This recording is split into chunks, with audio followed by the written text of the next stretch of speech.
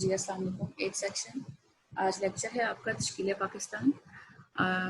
کہانی لکھی ہے میاں بشیر احمد نے، اور یہ پاکستان بننے سے پہلے، پاکستان کی تشکیل سے پہلے جو عوامل کار فرما تھے پاکستان بننے کے لیے، اس کے بارے میں آپ اس کہانی میں پڑھیں گے. یعنی پاکستان بننے سے بہت پہلے وہ کون سے عوامل تھے جو پاکستان بننے میں کار فرما تھے. تو کہانی کے نام سے تشکیل پاکستان سے ظاہر ہے کہ پاکستان کی تشکیل کی بات ہوگی اس کہانی میں، اور اس میں آپ سٹیپ بائی سٹیپ دیکھیں گے کہ مسلمانوں نے کتنی کوششیں کی اور کتنی کوششوں کے بعد اپنا وطن حاصل کیا، اور اس کے ساتھ ساتھ وہ کون سے مسائل تھے جن کا سامنا انہیں کرنا پڑا ہندوستان میں رہتے ہوئے. تو کہانی کا آغاز کرتے ہیں. ہندوستان میں اسلامی حکومت اگرچہ کہنے کو اورنگزیب عالمگیر کی وفات 1707 کے 150 سال بعد تک قائم رہی. اب اورنگزیب عالمگیر مغل فرما روا، تو مغلوں کے بعد پھر ہندوستان میں کیا ہوا، اس کے بعد پھر کیا ہوا، یہ تمام باتیں آپ اس کہانی میں دیکھیں گے. تو ایسا نہیں تھا کہ اسلامی مملکت جو تھی وہ فوراً ختم ہو گئی تھی مغلوں کے زوال کے بعد، بلکہ وہ اس کے بعد 150 سال تک قائم رہی. دراصل حکومت اور عمرہ دونوں کی طاقت اور سطوت 18ویں صدی کے وسط تک ختم ہو چکی تھی. اب کیا ہوتا ہے کہ جب کوئی حکومت کا خاتمہ ہوتا ہے، کسی حکومت کا خاتمہ ہوتا ہے، تو اس کی تمام چیزیں جو ہیں وہ زوال پذیر ہو رہی ہوتی ہیں، وہاں کے وزیر، عمرہ، ہر انسان. اور جب آپ غفلت کا شکار ہوں اور اپنے ہی ہاتھوں خود ناکامی پائیں تو پھر کیا ہوتا ہے. تو جب اورنگزیب عالمگیر کی وفات کے بعد حکومت تو قائم تھی، مسلم سلطنت تھی، لیکن اس میں کیا تھا کہ جو عمرہ تھے اور وزراء تھے ان کے پاس نہ کوئی طاقت تھی اور نہ ہی شان و شوکت. سطوت کا مطلب ہے شان و شوکت.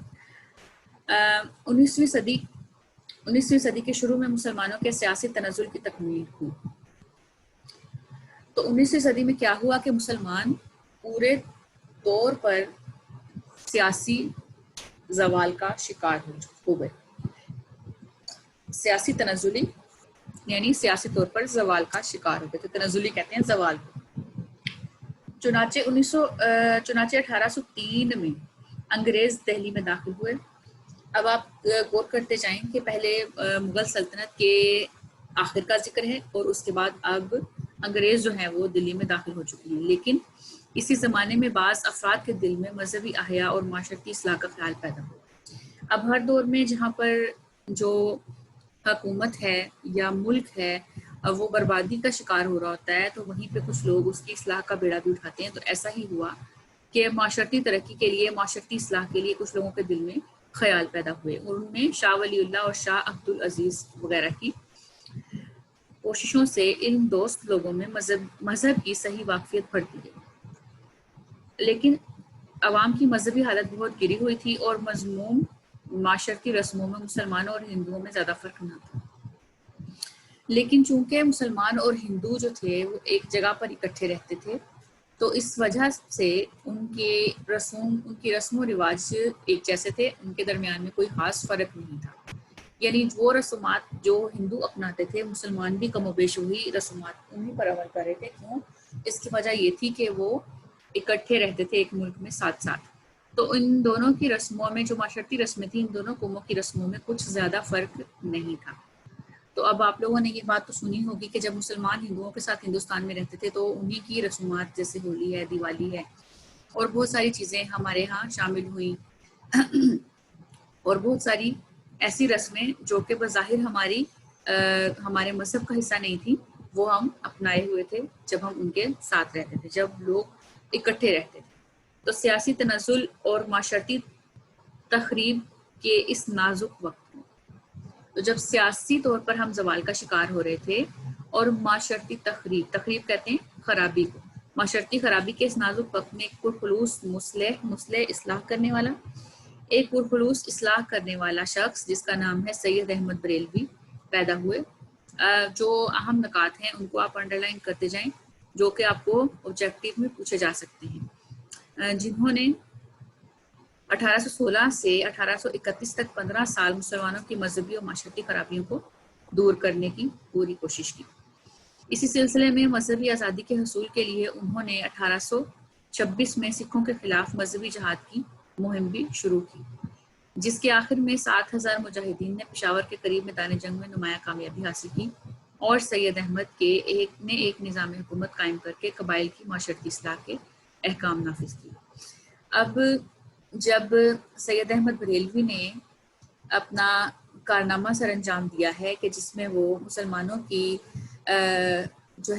جو زوال پذیر مسلمان جو اس وقت زوال پذیر تھے تو ان کی اصلاح کا بیڑا اٹھایا، تو انہوں نے 30,000 مجاہدین کے ساتھ سکھوں کو شکست دی اور پھر سب لوگوں کو منظم کیا جو مسلمان قبائل تھے۔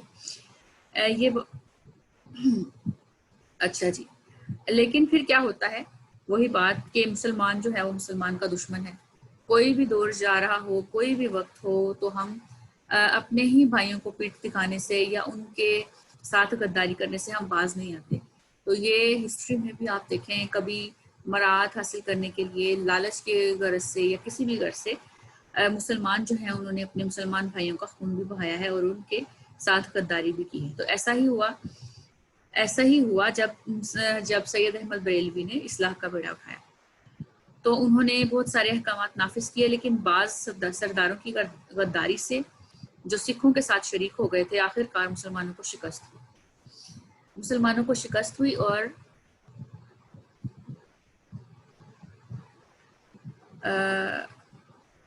مسلمانوں کی مساعی خود مسلمانوں ہی کے ہاتھوں برباد ہو گئی۔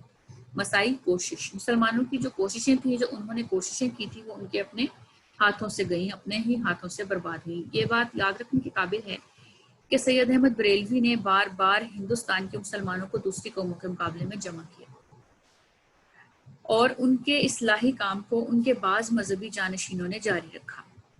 سر سید بعض باتوں میں اپنے ہم نام کے ہم خیال تھے۔ اب سر سید احمد خان بعض باتوں میں اپنے ہم نام کے ہم خیال تھے، یعنی سید احمد بریلوی کے ہم خیال تھے، اور ان سے عقیدت مند تھے۔ اس زمانے میں بہار میں مسلمانوں میں فرائضی تحریک اٹھی، اور جس کا مقصد غریب مسلمانوں کی ناگفتہ حالت کی اصلاح اور ان کی امداد۔ تو اس وقت میں بہار ایک علاقہ ہے، جگہ ہے جو ہندوستان میں تھی، وہاں پر ایک تحریک کا آغاز ہوا اور تحریک کا نام ہے فرائضی تحریک۔ تو اس تحریک کا مقصد غریب مسلمانوں کی مدد کرنا تھا، غریب مفلس مسلمانوں کی ناگفتہ با حالت، خراب حالت، یعنی ایسی حالت جس کو بیان نہ کیا جا سکے، تو اس کا کام ان کی مدد کرنا تھا۔ 1857 میں مسلمانوں کی رہی سہی عزت بھی خاک میں مل گئی تھی۔ تو 1857 میں مسلمانوں کی عزت خاک میں کیسے ملی؟ جب انگریزوں سے وہ جنگ ہارے۔ انگریزی حکومت 100 سال سے ان کی ذلت کے در پہ تھی۔ بتدریج مسلمانوں کی زمینیں اور عہدے چھین لیے گئے، اسلامی تعلیم کے ذرائع ختم کر دیے گئے، اور 1837 میں فارسی زبان عدالتوں سے خارج کر دی۔ تو اب آپ لوگوں نے مطالعہ پاکستان میں یہ سن رکھا ہوگا کہ جو مظالم انگریزوں نے ہندوستان پر ڈھائے اور انگریز راج کس طرح سے قائم رہا، اور پھر فارسی زبان کو سرکاری زبان کے درجے سے ہٹا دیا گیا، تو مسلمانوں نے کن کن مشکلات کا سامنا اس دور میں کیا۔ تو اب جب کہ زبان جو تھی وہ خارج ہو گئی تھی، تو مسلمان انگریزی زبان سیکھنا نہیں چاہتے تھے، وہ اس سے متنفر ہو چکے تھے۔ اتنا کچھ برا ہو جانے کے بعد تو یہ لازم تھا کہ وہ متنفر ہوتے۔ تو 1857 کے بعد ان پر عتاب اور دباؤ بڑھتا گیا۔ 1857 کے بعد کیا ہوا کہ ان سے عہدے لے لیے گئے، ان کی زمینیں ضبط کر لی گئیں، انہیں نوکریوں سے نکال دیا گیا، اور ان پر بہت زیادہ ظلم و ستم ڈھائے جانے لگے۔ اس طرح مسلمان پسپا بھی ہوئے اور ان مظالم سے متاثر ہو کر نئی حکومت اور اس کے اداروں سے بیزار بھی ہوئے۔ ادھر ہندوؤں کی بے رخی نے ان کے زخموں پر اور بھی نمک چھڑکا۔ اب کیا ہے، بچوں کے ہندو اور مسلمان اکٹھے رہتے تھے، ٹھیک ہے، تو ایسے میں ہندو بھی وہی چاہتے تھے جو کہ مسلمان چاہتے تھے۔ تو اب ہندو اور مسلمان یکجا تھے، لیکن ہندو اپنی غرض پوری کرنے کی خاطر انگریزوں سے مل گئے تھے، انہوں نے نوکریاں بھی حاصل کر لی، مسلمانوں کو دھوکہ دیا۔ اس بے رخی کا بھی مسلمانوں پر بہت برا اثر ہوا، کیونکہ وہ ایک جگہ پر اکٹھے رہتے ہوئے یوں سمجھیں کہ جیسے بھائی بھائی تھے۔ تو اب اسی طرح بہت ساری مشکلات کا سامنا ان کو کرنا پڑا وہاں پر رہتے ہوئے.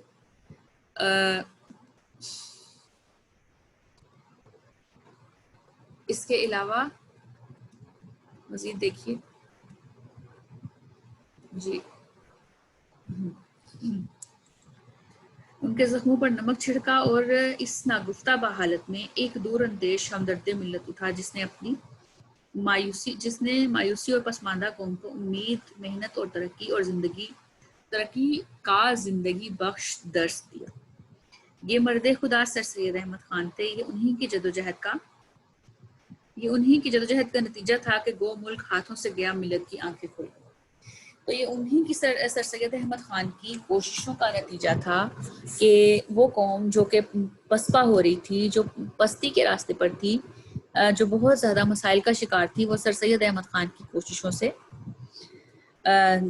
اس کی آنکھیں کھل گئی. اس کو پتہ چل گیا کہ وہ کس قدر زوال کا شکار ہے اور اب اسے کیا کرنا چاہیے. اور سر سید احمد خان نے یہ کیسے کیا، یہ کہانی میں آپ تفصیل سے پڑھیں گے.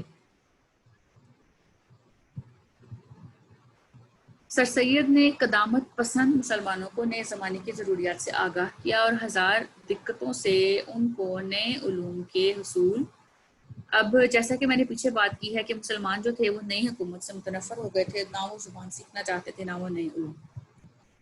تو سر سید کا مقصد یہی تھا کہ ان کو جو پرانے خیالات کے مالک ہیں، قدامت پسند یعنی جو پرانے خیالات اور روایات کا پاس رکھتے ہیں، ان لوگوں کو اس بات سے باور کرایا جائے کہ آپ کو نئے علوم کا حصول آپ کے لیے کس قدر ضروری ہے.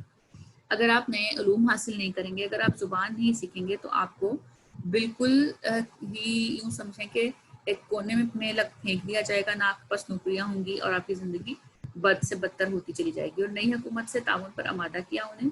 اپنی مذہبی تصانیف اور رسالات تحت تہذیب الاخلاق کے اجرا سے انہوں نے ثابت کر دکھایا کہ اسلام عقل کے اصولوں پر مبنی ہے. اب سر سید کا کام محض یہ نہیں تھا کہ وہ مسلمانوں کو نئے علوم سے متعارف کراتے، بلکہ انہوں نے اس کے ساتھ ساتھ اپنے مذہبی احیاء کے لیے بھی بہت کام کیا. یعنی ان کے رسائل جو ہیں وہ اس بات کو ثابت کرتے ہیں کہ انہوں نے اسلام کو بھی پوری دنیا پر منکشف کیا ہے کہ عقل کے اصولوں پر مبنی ہے. انہوں نے یہ بتایا اپنے رسائل کے ذریعے. ان کی تعلیمی مسائی کہتے ہیں کوشش کو 1877 میں تکمیل کو پہنچی جب علی گڑھ کالج کا افتتاح ہوا. تو سر سید احمد خان کی کاوشوں میں جو سب سے بڑی کاوش ہے وہ علی گڑھ کالج ہے. ویسے تو ان کی تمام کوششیں ہی قابل ذکر ہیں، لیکن سر سید احمد خان اگر کسی وجہ سے جانے چاہتے ہیں، کوئی بھی انسان اگر ان کو پہچانتا ہے، تو اس کی سب سے بڑی وجہ علی گڑھ کالج ہے، جو کم از کم 30 برس تک مسلمانان ہند کا واحد قومی مرکز بنا. اب جو بچوں جو اس میں ڈیٹس آ رہی ہیں، جو اس میں ادارے آ رہے ہیں، جو تحریکیں آ رہی ہیں، ان سب کو آپ انڈر لائن کرتے جائیں ساتھ ساتھ، تاکہ آپ کے پاس پوائنٹس بنتے رہیں موٹے موٹے، اور آپ کو جب آبجیکٹیو ٹائپ کوسچن آئے تو آپ کے پاس یہ تمام پوائنٹس موجود ہیں. تو اب علی گڑھ کالج کا اجرا کب ہوا؟ مسلمانوں کی حالت کس وقت خراب ہوئی؟ اس کے علاوہ وہ مسلح کون تھا جو اٹھا؟ اس کے علاوہ سر سید احمد خان کی کاوشیں. تو ان سب چیزوں کو اپنی نظر میں رکھیں اور لیڈ پینسل سے ان کو مارک کرتے رہیں. اب مسلمانوں کی جو تعلیمی لحاظ سے جو ان کی ترقی کی راہ پر گامزن وہ اگر ہوئے اس دور میں، تو اس کا واحد ادارہ علی گڑھ کالج تھا. 1884 میں سر سید احمد خان نے پنجاب کا دورہ کیا، جہاں زندہ دلانے پنجاب کی قدردانی سے ان کو بڑی تقویت پہنچنا، سکون حاصل ہونا، یعنی کہ وہاں پر بھی ان کے بہت زیادہ پیروکار جو تھے وہ موجود تھے. تو بچوں ہر دور میں جب بھی کوئی نازک دور چل رہا ہوتا ہے، جیسے کہ میں نے پہلے کہا کہ بہت سارے ایسے لوگ جو اصلاح چاہتے ہیں وہ اٹھ کھڑے ہوتے ہیں، اور لوگوں کے اندر بھی ایک خاص جوش و جذبہ پایا جاتا ہے. تو پنجاب کے مسلمان سر سید کی منادی پر اس طرح دوڑے جس طرح پیاسا پانی پر دوڑتا ہے. منادی اعلان یعنی سر سید کی آواز پر پنجاب کے لوگ اس طرح دوڑے جیسے پیاسا پانی کی طرف دوڑتا ہے. ظاہر سی بات ہے کہ اس وقت مسلمان مشکلات کا شکار تھے، تو ایسے میں اگر کوئی رہنما مل جائے، کوئی انسان ایسا جو آپ کے لیے اٹھ کھڑا ہو، جو آپ کے لیے کام کرے، تو وہ پھر کیوں کر برا لگے گا. ایک طرف وہ علی گڑھ سے وابستہ ہوئے، دوسری طرف انہوں نے لاہور میں انجمن حمایت اسلام کا ادارہ قائم کیا۔ انڈرلائن کر لیجئے، انجمن حمایت اسلام 1886 میں سر سید نے آل انڈیا محمدن ایجوکیشن کانفرنس کی بنیاد ڈالی، جس کا اجلاس ہر سال مختلف مقامات پر منعقد ہو کر مسلمانوں میں ایک نئی زندگی کی روح پھونکنے کا باعث ہوا۔ 1867 میں بنارس کے بعض ہندوؤں کو یہ خیال پیدا ہوا کہ اردو کو موقوف کر کے ملک میں بادشاہ زبان رائج کی جائے۔ تو اب دیکھیے کہ ایک طرف تو یہ کہ فارسی زبان کو سرکاری اداروں سے خارج کر دیا گیا تھا، دوسرا پھر اردو ہندی تنازع، یعنی اردو کو ختم کر کے اب ہندی رائج کی جائے، کچھ لوگوں کا یہ خیال تھا، کچھ ہندوؤں۔ تو سر سید احمد خان کہتے تھے یہ پہلا موقع تھا جب مجھے یقین ہو گیا کہ اب ہندو مسلمان کا بطور ایک قوم کے ساتھ چلنا محال ہے اور دونوں قومیں کسی کام میں دل سے شریک نہ ہو سکیں گی۔ 1885 میں انڈین نیشنل کانگریس کی بنا پڑی، ٹک کر لیجئے۔ سر سید نے مسلمانوں کو اس میں شرکت کرنے سے روکا۔ سر سید نے کیوں روکا؟ کیونکہ ان کی دور اندیشی نے یہ دیکھ لیا تھا کہ اس سے مسلمانوں کو بحیثیت قوم نقصان پہنچے گا۔ اپنے ایک اہم بیان میں انہوں نے کہا کہ جمہوری طریقہ ہندوستان کے لیے موزوں نہیں، یہ امر قابل غور ہے کہ یہ امر، یہ کام، یہ بات بھی کہہ سکتے ہیں، کام بھی کہہ سکتے ہیں کہ سر سید کے پیش نظر انگریزوں کی خوشنودی نہ تھی، یعنی ان کے پیش نظر یہ نہیں تھا کہ وہ انگریزوں کو خوش کرنا چاہتے تھے، بلکہ اپنی قوم کی ترقی ان کے پیش نظر تھی۔ حقیقت یہ ہے کہ وہ پہلے ہندوستانی تھے جنہوں نے اپنی مشہور تصنیف اسباب بغاوت ہند لکھ کر حکومت کی توجہ دلائی کہ غدر کا سب سے بڑا سبب یہ تھا کہ ہندوستانیوں کو ملک کی سیاسی کونسلوں میں شامل نہ کیا گیا۔ پھر 1878 میں جب وہ کونسل کے ممبر نامزد ہوئے تو انہوں نے کیا کیا؟ انہوں نے ملکی اور قومی مفاد پر پے در پہ تقریریں کی۔ 1898 میں جب سر سید احمد خان نے انتقال کیا تو ان کی قوم اپنے خواب گراں سے جاگ چکی۔ جب سر سید احمد خان انتقال کر گئے تب تک قوم کو یہ اندازہ ہو چکا تھا کہ وہ کس غفلت کا شکار ہے۔ اپنے خواب گراں بھاری خواب، گراں کہتے ہیں بھاری کو، لیکن مراد یہاں پہ ہے ایک برا خواب، یعنی قوم ایک برے خواب سے جاگ چکی تھی۔ سر سید احمد خان کے بعد ان کے رفقا نے ان کا شاندار کام جاری رکھا۔ تو بچوں، اب سر سید احمد خان کا ذکر جہاں آئے گا وہاں پر ان کے رفقا کا ذکر ضرور آئے گا۔ تو سر سید احمد خان اور ان کے رفقا، جیسا کہ ہم نے ڈپٹی نصیر احمد کی کہانی اکبری کی حماقتیں میں بھی اس بات کا ذکر کیا کہ ان کے رفقا کون کون تھے۔ ان کے رفقا میں جو خاص طور پر قابل ذکر ہیں اس میں حالی، مولانا الطاف حسین حالی، شبلی نعمانی، محمد حسین آزاد اور ڈپٹی نصیر احمد، وقار الملک، محسن الملک، تو یہ لوگ تھے جو ان کے رفقا میں شامل تھے، اس کے علاوہ اور بھی بے شمار۔ تو سر سید کی وفات کے بعد ان کے جو رفقا سے مراد ہیں ساتھی، جو رفیق، جو ان کے دوست تھے، انہوں نے اس کام کو جاری رکھا۔ اور کیسے جاری رکھا؟ ہر ایک نے اپنے اپنے شعبے میں نمایاں جو خدمات تھیں وہ سر انجام دی۔ محسن الملک، وقار الملک، حالی، نذیر احمد، ذکاء اللہ، شبلی وغیرہ نے تعلیمی، سیاسی اور ادبی خدمات سر انجام دی۔ محسن الملک نے علی گڑھ کو ترقی دی، وقار الملک ایک سیاسی جماعت کی تشکیل میں معاون ہوئے، حالی کی مسدس نے ہندوستانی مسلمانوں کی زندگی میں انقلاب کی لہر دوڑا دی۔ اور شبلی نے کیا کیا؟ شبلی نے اسلامی تاریخ کے آئینے میں انہیں اپنی گزشتہ عظمت دکھا کر ان کے دلوں پر گرما دیا۔ امیر علی نے اپنی انگریزی تصانیف سے مغربی حلقوں میں اسلام کی وقت پیدا کی۔ تو اب ہر انسان نے اپنے اپنے میدان میں کارہائے نمایاں سر انجام دیے۔ شبلی نے ہسٹری کے حوالے سے اس طرح سے، حالی نے مسدس لکھی، اور ذکاء اللہ نے اپنی انگریزی تصانیف سے مغربی حلقوں میں، یعنی انہوں نے اپنے مذہب کو ڈیفینڈ کیا مغربی حلقوں میں۔ علی گڑھ تحریک کی وجہ سے کیا ہوا کہ قوم میں کئی اور تحریکات شروع ہو گئی۔ اب ہر دور میں جب بھی اصلاح کا کام شروع ہوتا ہے تو یہ صرف ایک حد تک قائم نہیں رہتا، اور بھی بہت ساری تحریک ایسی ہوتی ہیں جو اس دوران میں کار فرما ہوتی ہیں۔ تو ایسی تحریکیں شروع ہوئیں کہ اختلافات بھی ہوئے، اختلافات ضرور رونما ہوئے، لیکن ایک حد تک۔ اب یہ نئی زندگی اور یہ نئی زندگی کا نشان تھے۔ تو سر سید، امیر علی اور دیگر بزرگوں نے اسلام کو مغربی علوم سے اس طرح جا ملایا تھا کہ اسے ایک ترقی یافتہ مذہب ثابت کیا۔ اچھا جی، اس کو ایک ترقی یافتہ مذہب ثابت کیا، لیکن اس جدید علم الکلام کے رد عمل کے طور پر بعض اور مذہبی مصائب روئے کار آئیں، یعنی مذہبی حوالے سے مزید اور کوششیں کی جانے لگی۔ تو شبلی نے لکھنؤ میں ندوۃ العلماء قائم کیا، انڈرلائن کر لیجیے۔ دیوبند میں علماء قدیم علماء نے قدیم طرز کی درسگاہ بنا کر ملک میں قدیم اسلامی اصول جو تھے وہ ان کے چراغ روشن کیے۔ تو اب ہر لحاظ سے ترقی ہو رہی تھی، خاص طور پر علم و ادب کے لحاظ سے۔ اگر آپ یہ دیکھیے کہ مسلمان سیاسی لحاظ سے پیچھے تھے تو انہوں نے علم و ادب میں اپنا بہت نام پیدا کیا اس دور میں، اور مذہب کے حوالے سے بھی بہت ساری کوششیں ہو رہی تھیں۔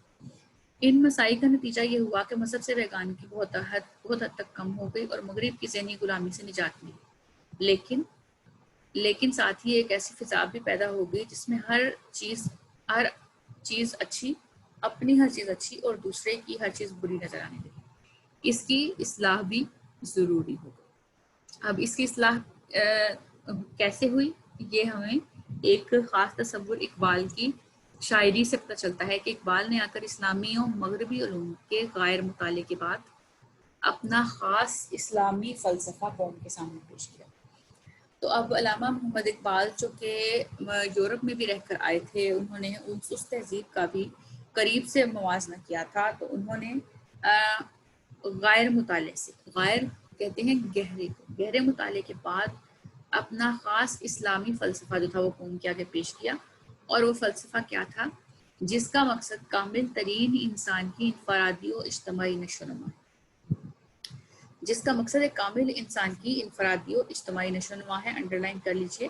اقبال کا خیال کیا ہے کہ انسان اطاعت، انڈرلائن کیجئے، کہ انسان اطاعت، ضبط نفس اور نیابت الہی کی 3 منازل طے کرتے ہوئے خودی کی انتہائی بلندی تک پہنچ سکتا ہے۔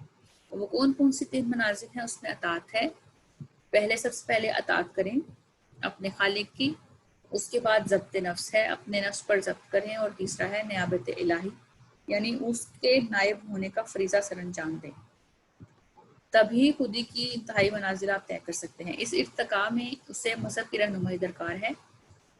اقبال نے 4 چیزوں پر زور دیا ہے۔ اول توحید، جو کہ ہمارا بحیثیت مسلمان جو ہے وہ پہلا رکن ہے، جس پر ایمان عملاً انسان کو خوف و مایوسی سے آزاد کر دیتا ہے۔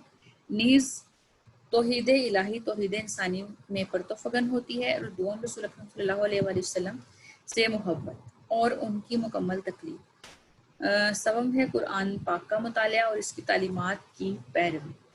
چہارم کیا ہے؟ رجائیت سے کیا مراد ہے؟ یعنی مایوسی اور غم پسندی کو ترک کر کے امید، ہمت اور جرت کی راہ اختیار کرنی۔ اقبال نے سچے مومن کی تعریف کی ہے۔ 4 باتیں جن کا ذکر اقبال نے کیا ان کو انڈرلائن کر لیجئے۔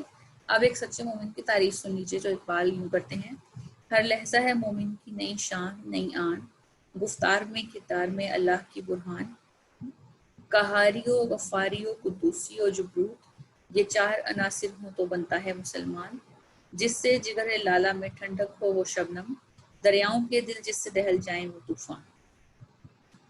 تو اس پورے قطعے کا مکمل خلاصہ یہ ہے کہ مسلمان کی شان یہ ہے کہ ہر لمحہ وہ اپنے کردار سے، اپنی باتوں سے ظاہر کرتا ہے کہ وہ مومن ہے۔ وہ بات وہ کرتا ہے کہ جو اسے کرنی چاہیے۔ اس کا کردار ایسا روشن ہے کہ جو ایک زندہ مثال ہے زمانے کے سامنے۔ اگر وہ چاہے تو وہ پورے جہان پر قہر نازل کر سکتا ہے، اور اگر وہ غفور ہونے پر آئے تو معاف کرتا چلا جاتا ہے۔ اور اس کی یہ بے مثال مثالیں، اس کی بے شمار مثالیں ہمیں تاریخ میں ملتی ہیں۔ اور مسلمان ایسا جابر ہے، ایسا غضبناک ہے، ایسا جلال ہے اس کے اندر کہ وہ اگر چاہے تو دریاؤں تک کے دل چیر کے رکھ دے، دریاؤں تک کو سیراب کر دے، دریاؤں تک چلا جائے، اور اگر وہ چاہے تو وہ پھول کے اندر تک ٹھنڈک پیدا کر دے، جس سے جگر لالا کے جگر میں جس سے ٹھنڈک پیدا ہو وہ شبنم بھی مومن ہے، اور دریاؤں کے دل جس سے دہل جائیں وہ طوفان مومن ہے۔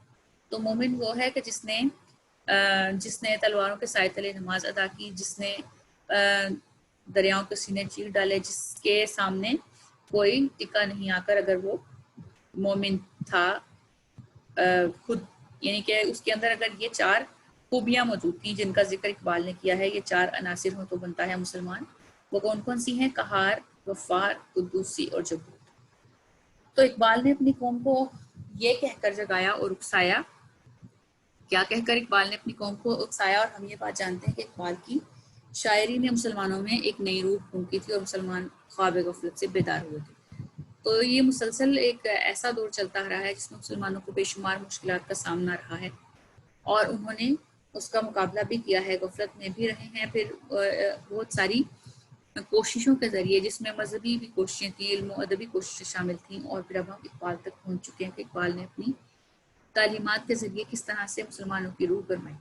تو اقبال کہتے ہیں کہ چلنے والے نکل گئے ہیں، جو ٹھہرے ذرا کچل گئے ہیں. یعنی اقبال نے کہا کہ اگر آپ، جیسا کہ ہم سر سید کے ہاں دیکھتے ہیں کہ اگر آپ نئے علوم سے متعارف نہیں ہوں گے تو آپ بالکل ہی تنزلی کا شکار ہو جائیں گے. اسی طرح اقبال نے کہا ہے کہ اگر آپ چلتے رہیں گے تو آپ آگے نکل سکتے ہیں، ورنہ آپ کچل دیے جائیں گے. یعنی آپ پر توجہ نہیں دی جائے گی، آپ کو آگے بڑھایا نہیں جائے گا جب تک کہ آپ خود نہیں چاہیں گے.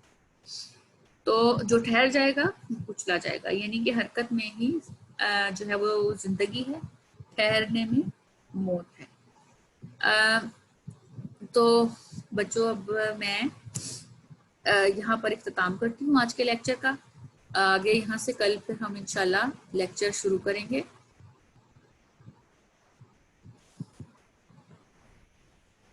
اچھا جی، تو تشکیل پاکستان کا جو بقیہ حصہ ہے وہ ہم انشاءاللہ کل پڑھیں گے.